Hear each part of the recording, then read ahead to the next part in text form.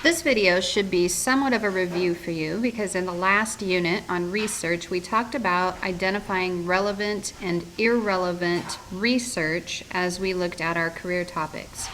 If you remember, relevant research was research closely related to the topic. So for instance, if you wanted to find information about salary for your job, then relevant information would have given you statistics or data relating to how much money that people in that profession would make. Irrelevant then would be the opposite of relevant. Irrelevant means unrelated to the topic, and we want to avoid irrelevant information. In this unit, we're going to look at relevant evidence and irrelevant evidence. It's basically similar to relevant information in that we want evidence that's going to be relevant to the claim you are trying to prove. So get out the fact sheet that in the directions it said you needed to have. At the top, it should say school uniform fact sheet. Here it is on the screen. And we're going to look through these 12 pieces of evidence and decide which are relevant and which are not. If you scroll down on the fact sheet to the second page, you're going to see that there are 4 listed reasons. We're going to do the first one together. So let's read the first reason. Parents generally prefer school uniforms because the cost can be less than buying multiple designer outfits. Okay, so what does that say? It says parents prefer school uniforms, and the reason they prefer them is because it costs less than buying all the other clothes they need to for their students during the school year. So let's go back up to our list of reasons. Now the first thing we want to do is skim down and find any that relate to parents. The very first one, letter A, starts off with the word parent. So we're going to read that one. And it says, parent Rhonda Marks says, there are no battles in the morning about what to wear to school. In a school with a uniform policy, the choice is simple.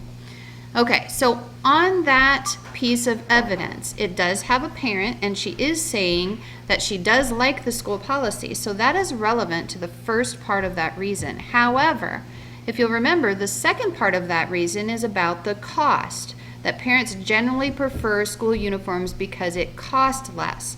So let's go back to that reason and see if it relates to the cost part of that.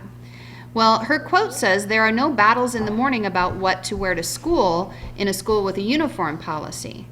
Okay? It doesn't say anything about the cost. It just says that she doesn't have to struggle with her kids to help them find out what to wear. So in this case, even though it's a parent and she's speaking positively of the school uniform policy, it is an irrelevant piece of evidence. So we're going to go ahead and get rid of that piece, and we are going to mark it as irrelevant.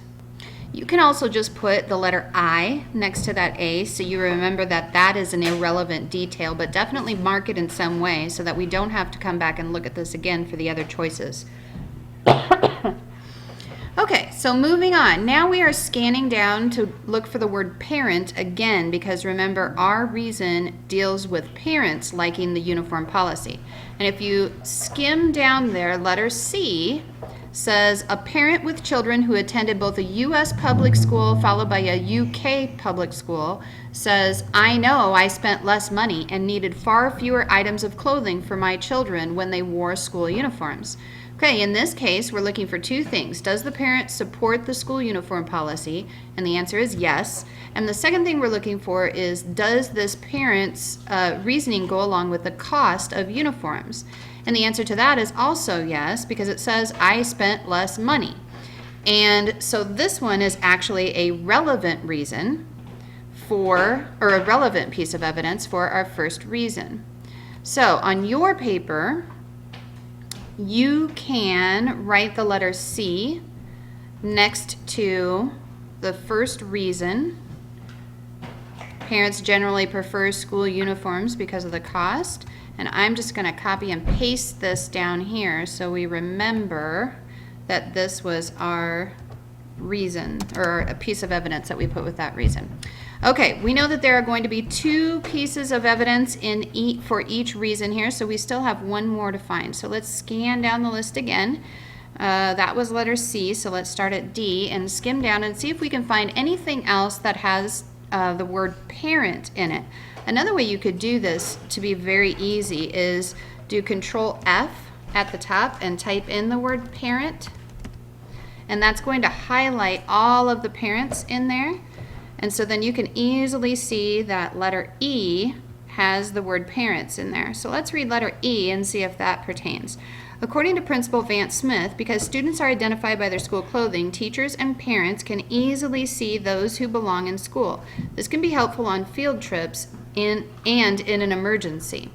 Okay, this does say parents in it, but this is not relevant to our topic because it does not concern the cost of uniforms. However, we're not going to delete that one. We're not going to cross it out yet. You can put a question mark by it, but I would leave that one there because that may pertain to another reason. So now we're going to scroll down to J, which is where the last parent is. And our evidence for J says, of the school leaders surveyed with a uniform or formal dress code policy in place, 77% estimated the average cost of school uniforms per child per year was $150 or less. With that said, it was not surprising to uncover that 8 out of 10 survey respondents, 86%, believed one of the main benefits to parents is that school uniforms are more cost-effective than regular apparel. So again, we're looking for two things. Are they talking about parents who have a positive view of school uniforms? And the answer to that is yes. And the second question, is it related to cost? And the answer to that is also yes. Cost effective means that it's a positive benefit. It's cheaper than having other clothing for school. So if you scroll down, you can put letter J on the line next to or underneath your first reason right here. And now you have found your two pieces of evidence that go with your first reason. Please do the rest of this practice activity the same way, and when you are done, then you can show it to your teacher.